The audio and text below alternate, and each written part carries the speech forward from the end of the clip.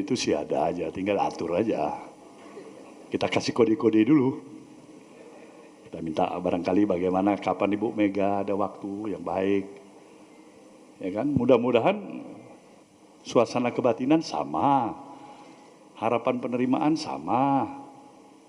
Jadi jelas, ada dong.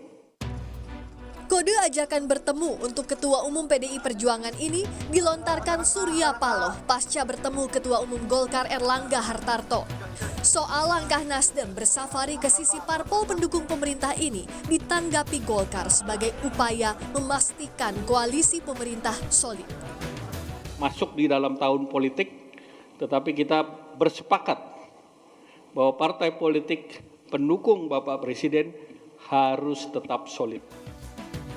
Sementara pengamat politik, Direktur Eksekutif Institute for Democracy and Strategic Affairs Ahmad Hoirul Umam menilai manuver Nasdem coba mendekati parpol di lingkaran pemerintah sebagai upaya meminimalkan risiko politik. Terutama setelah Nasdem menjadi satu-satunya partai di koalisi pemerintah yang merapat dengan Partai Keadilan Sejahtera dan Demokrat yang notabene oposisi membentuk koalisi perubahan dan mengusung bakal capres Anies Baswedan. Bisa dimaknai sebagai sebuah upaya untuk meminimalisir risiko politik pasca terkonsolidasinya koalisi perubahan belakangan ini. Bagaimanapun juga, Nasdem adalah satu-satunya partai di dalam koalisi perubahan yang hingga saat ini masih tercatat sebagai anggota dari koalisi pemerintahan.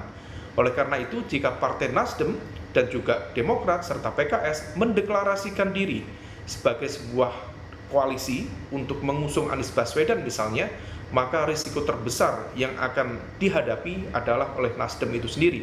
Risiko itu cukup beragam, mulai dari ancaman reshuffle kabinet, berbagai tekanan politik, termasuk kekhawatiran dan juga ketakutan terjadinya politisasi penegakan hukum yang dikhawatirkan akan menyasar kader-kader dari Nasdem itu sendiri.